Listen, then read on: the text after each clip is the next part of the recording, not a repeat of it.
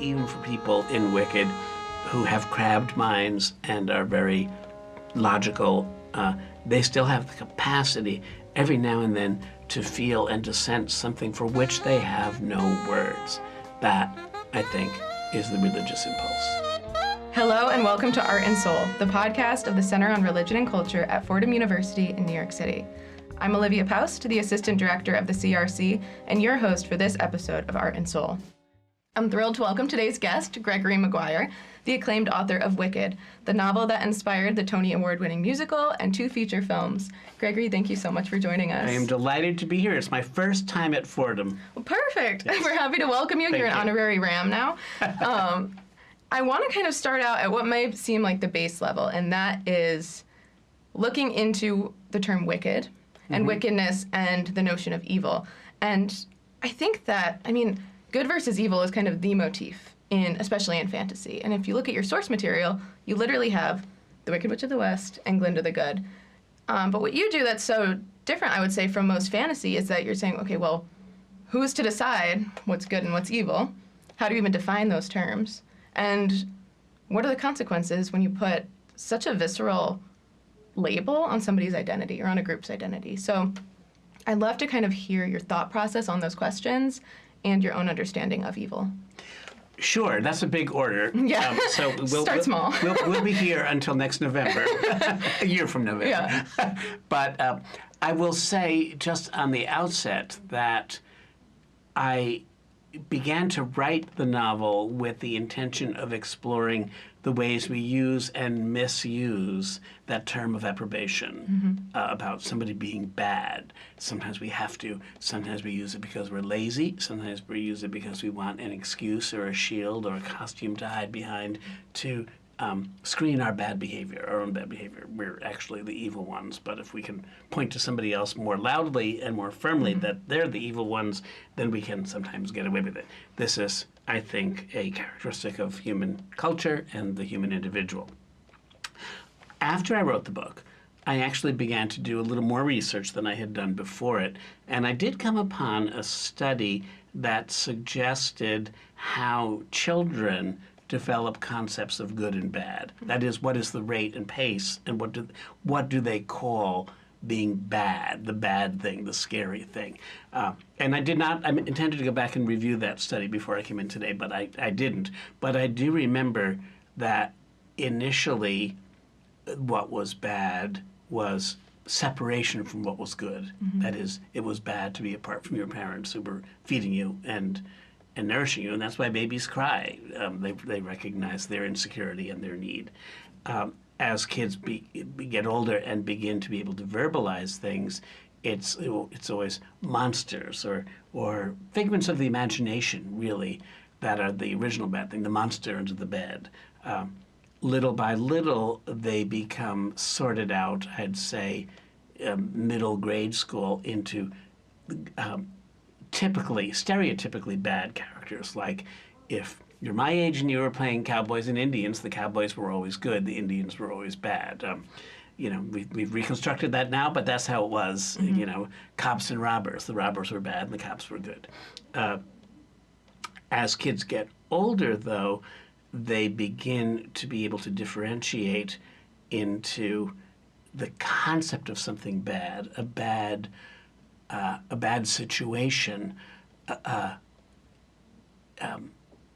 You could say, despoiling the environment is wicked, it's evil, it's bad. It's not an individual's action, it's a collective action that has bad consequences, and we can call it evil.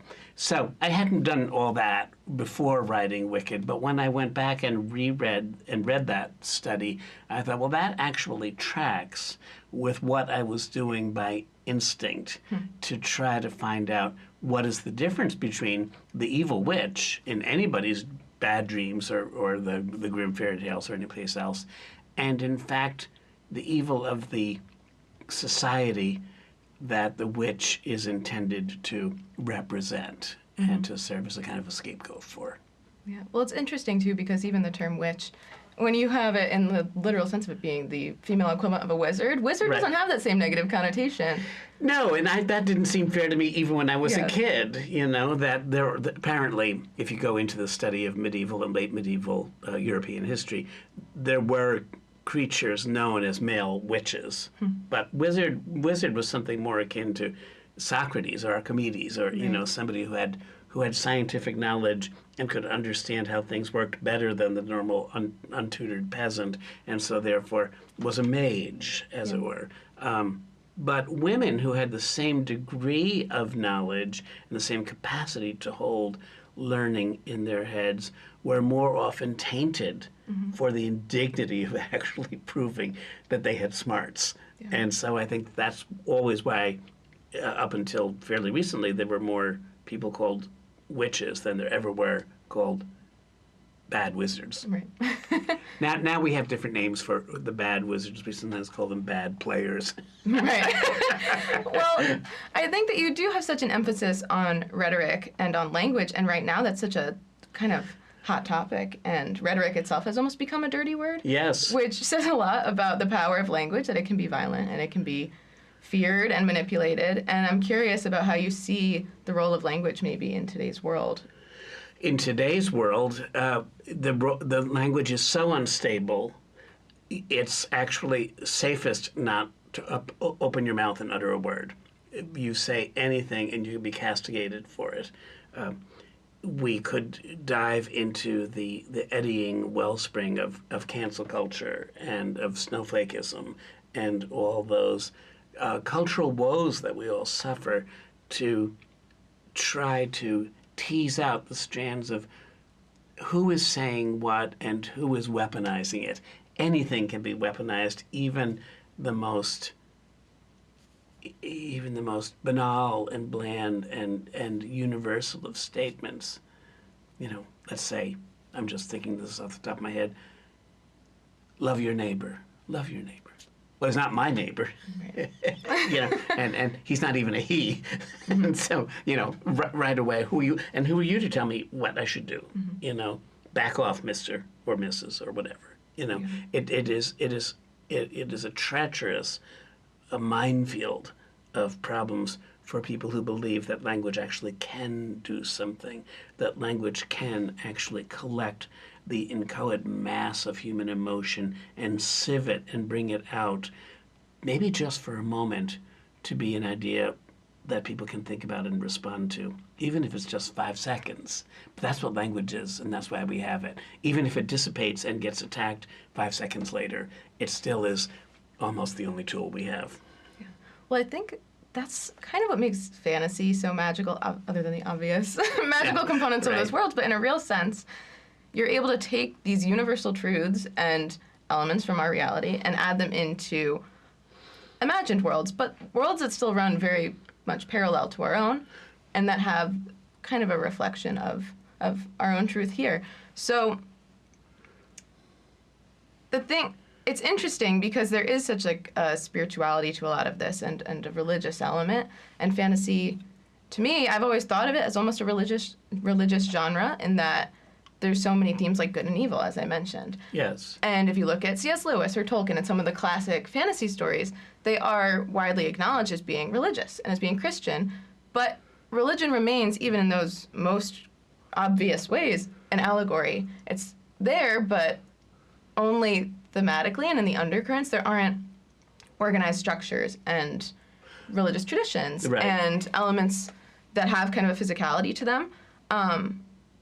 And so while they are almost parallel worlds, there is this missing element of religion. But that very much plays a role in Wicked and in your writing. And so I'm curious about how you see the role of religion in the worlds that you create and how it affects the larger culture there. Right. I will sort of take a very delicate, blunt hatchet and divide your question into 2 parts. Okay, please do. Because I think that what you talk about fantasy is absolutely correct. One of the reasons that children, particularly from the fairy tales on, from nursery rhymes on, Mother Goose, the cow that jumped over the moon, that's a fantasy, the cow that jumped over the moon and broke up on re-entry, but that's a different story. the fact is these are impossible incidents and characters that tease out of us and train us to recognize in ourselves a sense of awe. Mm-hmm. And that's also, as you get older, what fairy tales do, the three wishes and the golden eggs laid by the golden goose, a sense of awe that the world could be so beneficial, that we could be in it, that these characters in our stories could be in it. But hey, maybe we're in a world of mercy and justice as well, if we can only find our way there. So I think awe is at the heart of early fantasy reading for the human individual, if they read fantasy at all or come upon it. And I think awe is also, probably the basic building block of religious feeling. Even if it's awe and regret or awe and shame or awe and whatever else, it's, awe is always in the recipe. So that's part one. But part two, you very clearly jump right to an absolutely exact intention of mine when I went to write Wicked, because I am a person who both has his own faith. I won't define it for you or for anybody else because I can't define it for myself, but I recognize that it exists in its indefinable complexity. I also recognize that I loved and love fantasy writing, but that it always, so much of it seemed to shortchange the reader. If fantasy is meant to be a kind of reflection of the world in which we live so that we can learn from it, gain from it, and come back, put the book down, come back with a blessing from the author or from the experience of reading and make our world better, then why was religion so rarely referenced in fantasy literature? The mere fact of Middle-earth does provoke awe, but what does it do to Frodo and Bilbo and all those other little creatures to know about there must be a reason their world exists, and they must question it even if they can't know the reason. None of us can know the reason. So I decided in Wicked, since I was going to write a book for adults, that I would try to shoehorn into the world's Oz, because everybody owns it, it's not mine, a sense of my own interest in both the benefits and also the costs and the shortfalls of organized religion. There is a lot of awe experienced by the characters in Wicked. Not on Broadway, I might add. Not in the movies. Yeah, what else with that? Mm-hmm. There is no, in Broadway, Elphaba's father is the governor of Munchkinland. In Wicked, the novel, he's an itinerant missionary. He's well, even minister. That swap is a really interesting choice. That the equivalent or secular equivalent would be the governor, rather yes, than yes. some spiritual kind of entity. But it's he's interesting. But even though he's basically a feckless father, and he does harm to his children as most parents do, he nonetheless has an impulse toward trying to do good, even if he's not very good at doing good. Yeah. And that's part of the impulse that Elphaba inherits from him. It may be the only thing she inherits from him, the impulse to try to make things better rather than worse. Even if she's born green and is not going to have an easy way of it, she still feels a compulsion to add rather than subtract from the experience of the universe in which she finds herself. So I wanted to put in organized religion and also unorganized, inchoate moments of epiphany, I suppose you'd call it. Do you remember The Wind in the Willows? Did you ever read The Wind in the Willows? I didn't. There's a very famous scene, it's about chapter 12, it's about 2/3 of the way through the novel, where the 4 small animals have been lost in the woods and they've met up with the stoats and the weasels, and they've gotten lost, and all is going hard for them. And one morning, one of them, it was probably Mole, I think, went out before the others were awake, and he came upon a vision of Pan, the god Pan, playing his pipes and dancing in the rising sunlight. And Mole falls down to his little furry knees and worships. It's about 1 page long. The chapter's called Piper at the Gates of Dawn. Piper at the Gates of Dawn. And it is a little tiny vision of a religious experience that children can recognize. It's not Christian. Pan is not a Christian god. And Pan doesn't come into the story in any other way.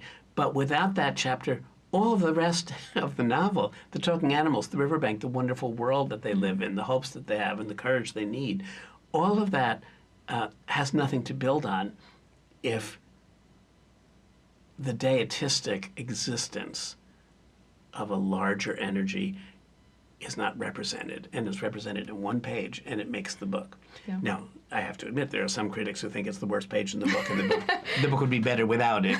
There's pantheism, as it were. But I loved it, and I wanted to make sure that kind of impulse was there, too, even for people in Wicked who have crabbed minds and are very logical. They still have the capacity every now and then to feel and to sense something for which they have no words. That, I think, is the religious impulse. Well, it's so true because there are huge secular audiences for fantasy, especially looking at like the Lord of the Rings films. Yeah. Or I think Game of Thrones actually may be one example of a fantasy story I can think of that does have some organized religion. Oh, in does it? It does. I've never seen Game of Thrones, but that's from professional jealousy. It's always in a very kind of cultist way, Yeah. but it does have it. Oh, good. Well, I'm glad of that. Yeah. And the first Game of Thrones novel, I understand, was published either the same year as Wicked or 2 years after Wicked. Okay. Now, there's a lot of religion in children's fantasy. If you read Madeleine L'Engle's A Wrinkle in Time, I love that book, if you read even Philip Pullman's anti-religion Golden Compass books, are really about religion. They're really about the need for it, the push against it. But his books wouldn't exist without the existence of religion in his conceived worlds. But I didn't know that about Game of Thrones, so now maybe after Wicked the movie comes out and after I finish my current novel, maybe I'll finally release myself to it. But I will tell you, the reason that I have professional jealousy, and I'm partly joking, but there was one scrap of that this is a confessional, is that I have seen a number of people writing about Game of Thrones and why it's so popular, and it's been stated more than once that Game of Thrones was the first novel for adults about political power in a fantasy world. And A, that's just not true. But B, I was there too. Yeah. If I wasn't there first, I was there on the same day. I was on the same train. That was, precisely what I wanted Wicked to be about the use and misuse of political power in a world that some of which believed in God and some of which didn't, but we still, in Oz, they have to get along as well and as bumpily as we try to do in our own world. Yeah, so I'm curious, actually, when you were kind of conceptualizing Wicked, was it you had Elpha Story in mind, and you wanted to focus on the Wicked Witch of the West? Right. How did the power elements of Oz kind of come into it, and the political dynamics there? Well, now that the first movie came out last year, and the second one is with us as we speak, just about. There were a number of articles about the first movie who went back, and some reviewers went to read or to reread Wicked, which is 30 years old this month, pretty much. Yeah.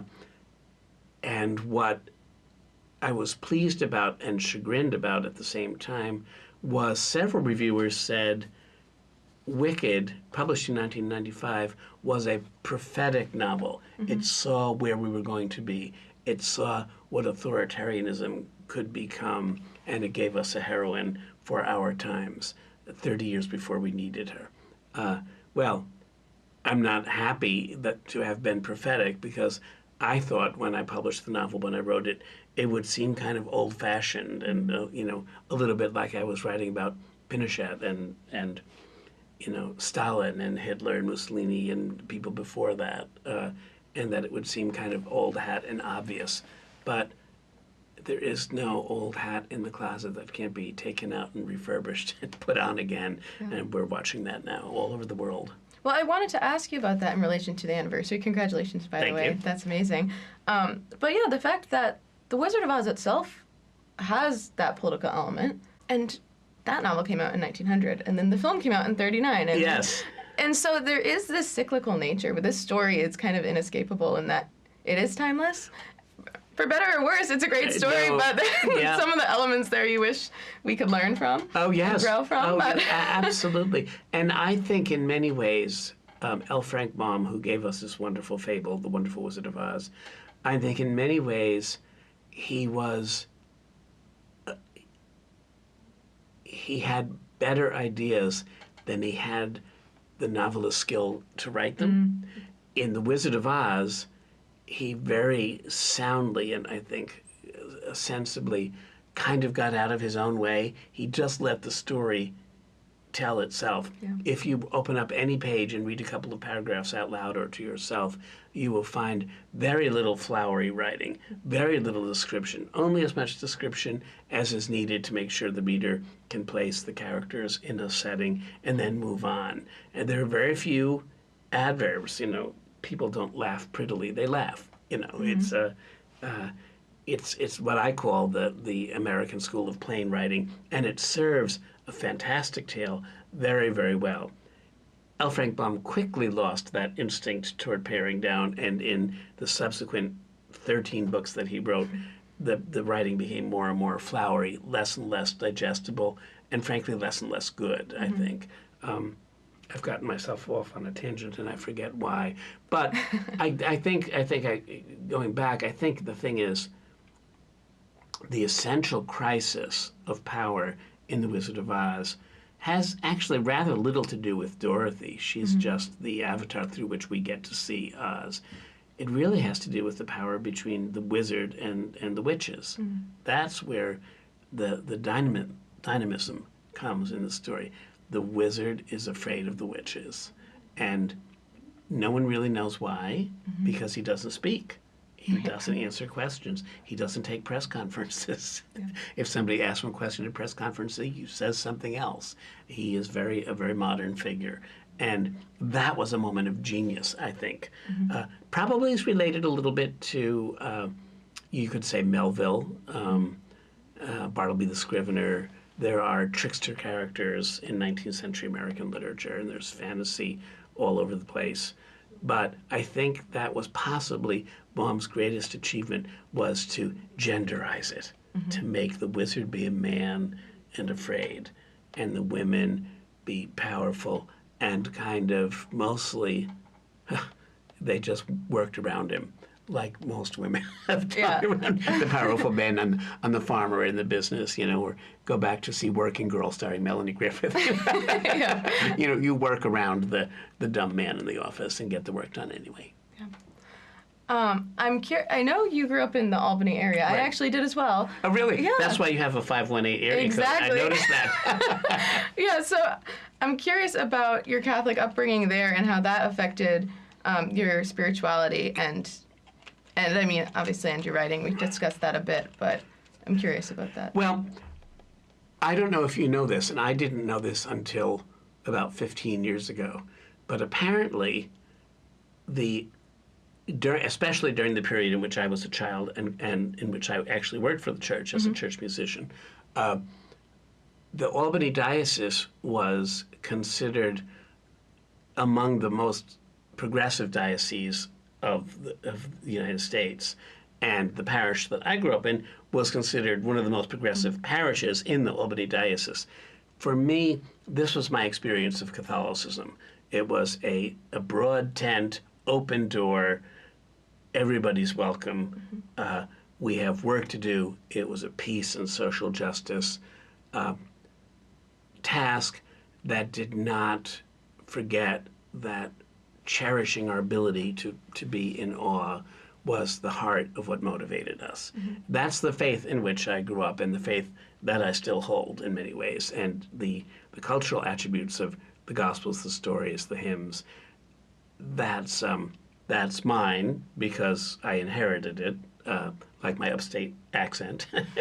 But it was the impulse of belonging not just for my own satisfaction, but belonging for the good of the community that characterized my childhood.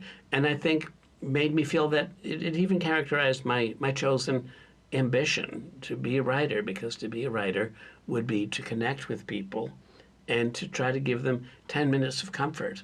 If I couldn't be a priest, which was something I thought about, I would use my talents for some other benefit, and in this case, to try to speak to people that I would never meet and people who would live after I was dead. And do you think that sparked some of your interest in philosophy as well, and these questions of evil? I think so, yes. I mean, some people don't believe in evil. They just think we're automatons programmed by genetic compulsion to be exactly the way we are and no other way, or that we have if we have any free will, it's so modest that it's hardly worth stopping to decide what to have for dinner. It's just not worth thinking about. I don't have answers to those serious questions. One person, I think again it was Madeleine L'Engle, who was a friend of mine when I was young. I think it was she who said, "Well, we don't have that much choice in our lives. It's moral luck that determines whether we're born in Albany or not, and what decade we're born in, and whether we went to a progressive church or no church, or whether we were abused by our parents or our priests, or whether we were lifted up by the nuns and the police people and anybody else we saw. All that is moral luck. We couldn't change that. We might have some opportunity, some compulsion to survive it if bad things happen to us, but we can't change what decade we're born, or what race we're born, or what gender we're born into, largely, I believe. But we can, within the bounds of the constraints of what are our givens, we have a pretty lot of freedom about what to say and what to do with the givens. And again, back to Madeleine L'Engle, she said, you're going to write a sonnet. The form of the sonnet is very strict, Elizabethan or Italian. It's the 14 lines, it's the certain scansion, it's the rhyme schemes. That's what we got. That's restriction. But within that, nobody tells you what you can say and what you can't say. It's up to you to determine how to use the restricted form you have. That is us in our lives. I think that's a great metaphor, and I still believe it. Yeah.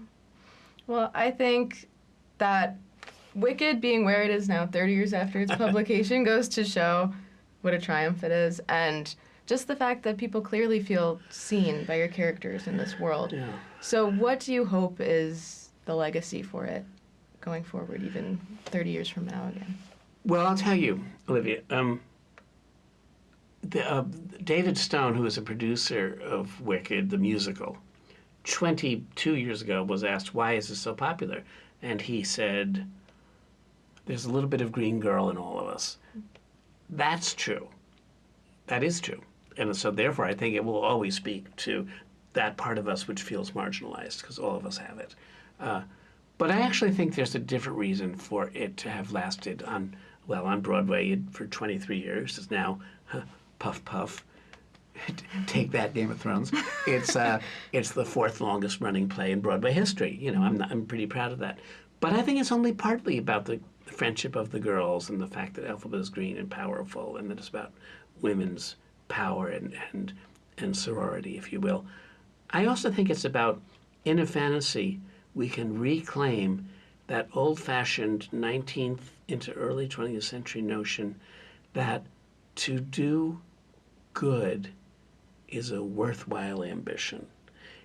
Ever since World War I believe, when the anti-hero came up and the lost generation went and lost itself even further due to despair about the loss of life and the failure of war, we have had to sublimate. We have had to feed underground those tendrils of the ambitions of our heart that wish we could make this world better, that wish we could make not just ourselves richer, but other people more comfortable, more secure, more happy, more productive, maybe even better themselves. Not that I think that we have any right to train people up to be better, but we can support them. We can support them in their own. We can help them get the paper ready so they can write their own sonnets. That's why I think Wicked has lasted as a sung story on Broadway, because it gives us a chance to lean in through the artifice of fantasy and say, it's actually okay to talk about good and evil. It's okay to talk about wanting to be good. Maybe there are some people in the world who wake up every day and say, what nastiness can I perform today? Who can I kick in the nuts? Who can I cheat at the coffee counter and not give the right change to? Who can I push onto the railroad tracks? Who can I insult? Maybe there are some people who do that. I don't think there are many. I do think that most of us wake up, and whether we have the wherewithal or the practice of addressing ourselves in this way, we wake up with an impulse. What good can I do in the world today? What good? How can the world be a little bit better, because I'm not dead yet, by the time I go to bed, than it is this morning at the time that I wake up? I know I do think that. That sounds horribly I'm polishing my own halo, and I don't mean that. I just mean that I recognize that impulse in my character. It's one of the things that makes me go back to work. It's one of the things that makes me try to be kind to my kids and try to pay attention to the household, the village, the nation, and the world. What good can I do today? Can't do much. Can't do much. But I have to name it out loud. It's a kind of a prayer, I think. I hope everybody takes that same approach, because that's beautiful. Thank you. And thank you for joining us today. Oh, it's really my This was pleasure. a pleasure to speak I had a with you. wonderful time. We didn't talk all that much about the ins and outs of the plot of Wicked, but you know what? Anybody who's seen the play or seen the movies and wants to get a different take, perhaps a darker take. I haven't seen the second movie yet, so I don't know how dark it gets. Perhaps a darker take on what these women are up against. Go get the novel. It's not too late. It's printed on acid-free paper, so it'll last a good long time. Kind of here. Thank you. My pleasure. Thank you. Thanks for joining us for Art and Soul. I'm Olivia Poust, Assistant Director of the Center on Religion and Culture at Fordham University in New York, and the producer for today's episode of Art and Soul. You can find us on the web at fordham.edu/CRC, and you can subscribe to Art and Soul wherever you find your favorite podcasts. Our theme music is courtesy of the Endangered Quintet, music by Tim Kaya, lyrics and orchestration by Roy Nathanson. Thanks for joining us.